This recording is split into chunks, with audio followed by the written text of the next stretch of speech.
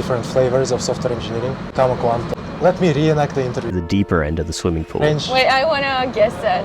Controversial. Like it's not recommended, but I recommend it. Hi everyone, welcome to our second interview. Today we have Alibi with us. He'll be sharing about his internship journey and how he got quantitative trading role in Optiver in Singapore. So, as an icebreaker, could you introduce yourself and tell us about your favorite book, a podcast, or something that has been a game changer for you? So hello, my name is Alibi. I'm from Kazakhstan. I study here in City University of Hong Kong. I'm graduating this month, and then I will be moving to Singapore to work as a quantitative trader at Optiver. I think the book that has affected me the most is Can't Hurt Me by David Goggins. What is it about? Basically mental gymnastics. Oh, okay, that's interesting. How to overcome stuff. In the first part of our interview, we will talk about your background. So you said you are from CityU. And why did you choose this university? Because they gave the most generous scholarship. Okay. And it's also respectable in rankings. Plus, I also knew some people who were studying here, so it seemed like a good choice. I actually like the curriculum for like CityU Computer Science, where you get to do internship in year 3. Yeah, it's very good. It has been very beneficial. And why did you pick computer science as your major? Because I know you did Math Olympiad at high school, right? Most of my seniors, actually I think all of my seniors went on to study computer science when I was in high school. Your computer science classes start throwing you into the deeper end of the swimming pool. We'll go together. Plus, when I was in 10th, 11th grade, some of my seniors were sophomores in Nazarbayev University, and they got into Google STEP. Okay. And when they told me about their salary, I was very impressed.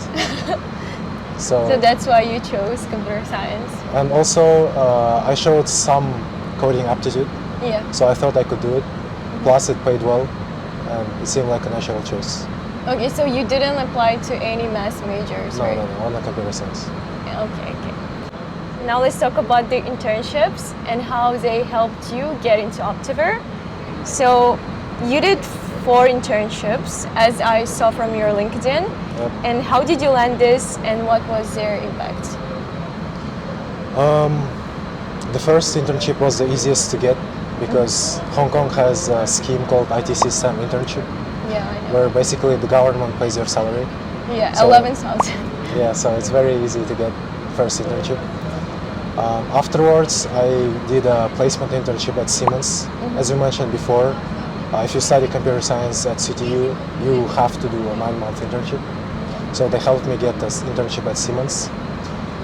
And I also did what's called open source contributor initiative. Yeah, I saw it. At Amazon OpenSearch, which is basically like a part-time internship, which was remote. It also wasn't hard to get because it was a program designed specifically for Kazakhstani people. Okay, I didn't know about it. How did you find it out? I just saw it on LinkedIn.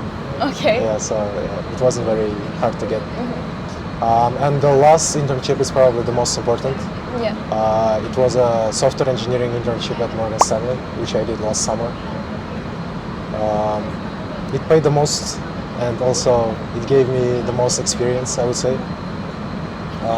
So I had internships at startup, tech, corporation kind of, Siemens, then open source project, and then investment bank. That's kind of all-rounded experience. Yeah, so I'd say I tried a lot of different flavors of software engineering. So in all of those internships, you were as a software engineer? Kind of, yes. The first one was like machine learning intern, but it was basically software engineering. I decided to become a quant much later. Later, right? Yeah, later. So how did you decide that? So it happened around 1 year ago. I became friends with a guy who was working in trading, and he started showing me some stuff in this sphere.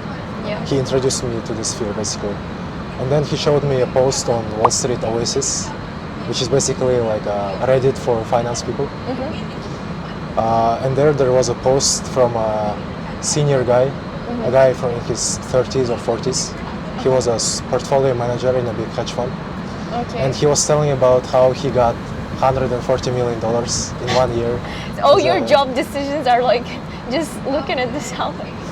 I mean, like, it's not a bad It's not a bad thing, indicator yeah. for decision making. Money doesn't buy happiness. Rich people do. Also, around the same time, there was a trading competition going on. Yeah. This is called Prosperity Trading Challenge by IMC Trading. Oh, IMC, yeah. Yeah. I think I was also participating in that. Did you participate this year? I participated, but we didn't do anything. And we just ended up not submitting. Okay. Yeah, it's quite like lengthy, I would say. Yeah, it's 15 days, 5 Yeah. rounds. So there are 5 rounds, and in every round you get like a new set of imaginary assets, Yeah. and you have to create a trading algorithm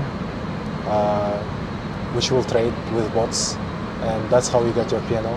It was very interesting, I would say. I did not only coding, but like math as well, Yeah. quantitative research, finance stuff, and I liked it. And there's like the leaderboard as well. Yeah, after so it's every- very competitive and very interesting. I'd say I liked it slightly better than software engineering. And plus, combined with insane salaries, that's how I decided to become a quant. So, did you win the IMC one? Now, last year we placed like 200 something. That's actually, I think, good. Yeah, this year we were number 47. That's good. There are like people from Harvard and stuff, right? Yeah. Like, very competitive place. Apart from internships, did you do any other extracurricular activities? Of course, you mentioned the IMC, the open source. Did you do anything else? I'd say the most impactful and important one was math competitions in high school. Yeah. I would say when we're talking about quant trading, it helped me even more than my internships. Because there were quite a few quant interviews where they asked me about my math Olympiad experience. Plus, the questions are kind of similar to the questions you get asked in quant interviews. Yeah, like the first round is always the mental math, right? Something like this. I mean, mental math is a bit different. Optiver didn't ask me about mental Okay. math. It's mostly about like brain teasers, probability questions, and it's a lot. There are a lot of similarities with Olympiad questions. When I was actually like applying to Goldman Sachs trading roles, they also asked me like probability, this kind of questions, and honestly, I did so bad at them. Yeah, you have to prepare. It's like lit code. Yeah, it's like a lead code. But I think there's like also a pattern of questions because there was like 4 interviews, and one interviewer asked me these questions, and the next interviewer asked me almost the same question. Yeah. So there is this book, which is called like Practical Guide to Quantitative Finance Interviews, which has a list of questions.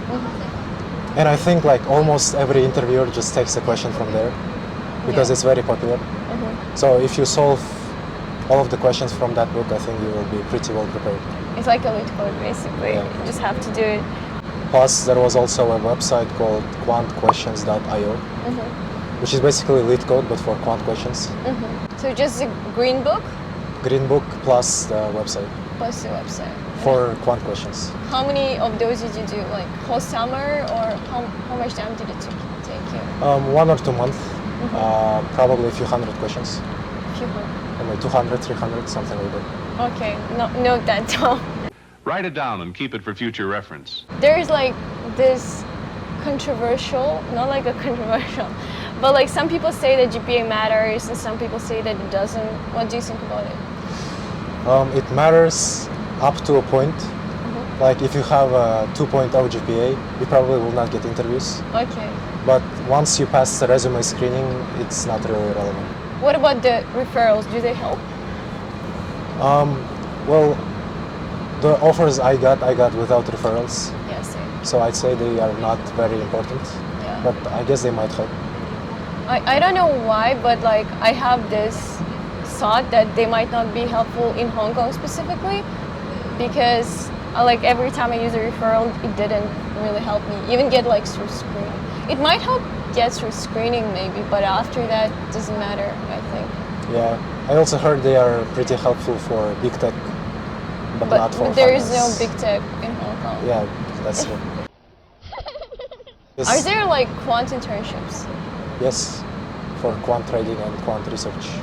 Then let's talk about quant. But I didn't get those because I immediately got a full-time offer.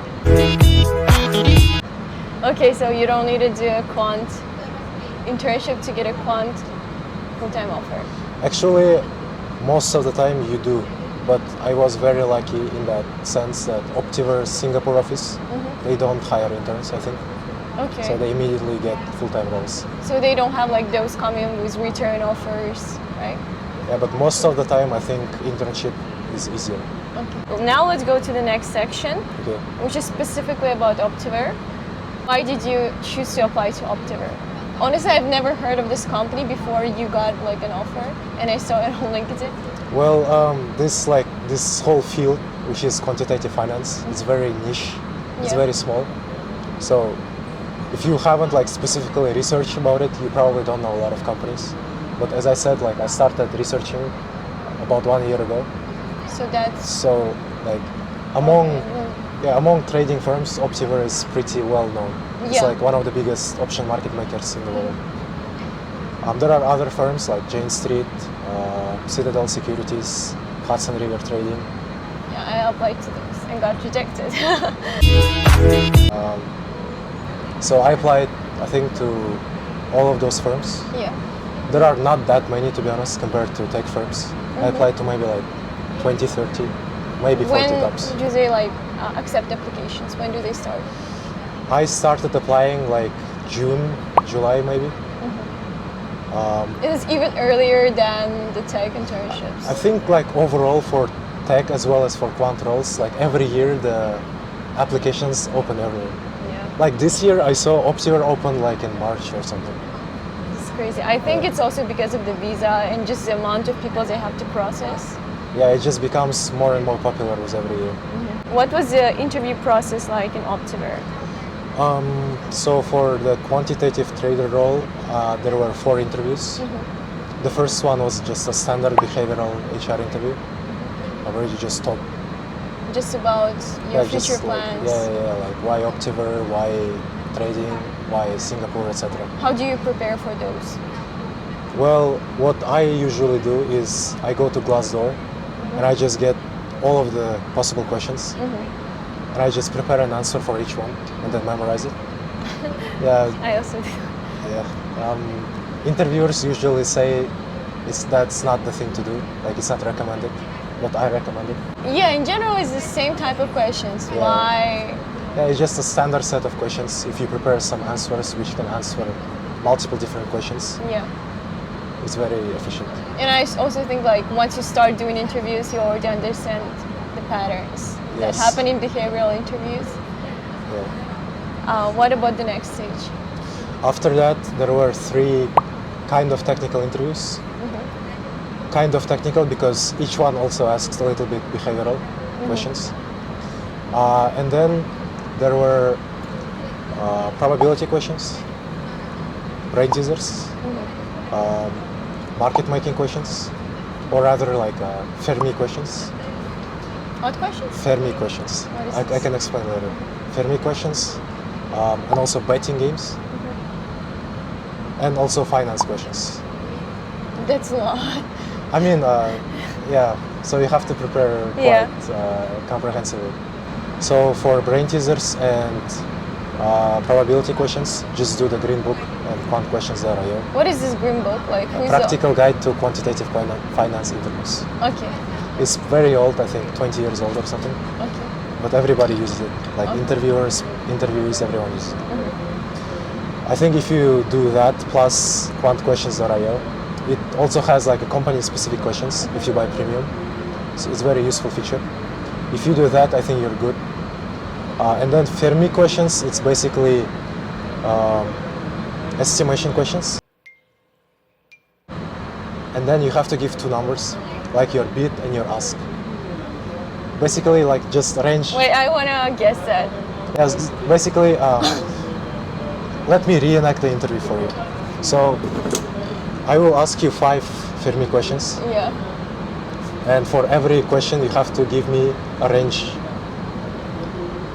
And then, if the actual answer is within that range, then you get a score, which is like your bid divided by ask.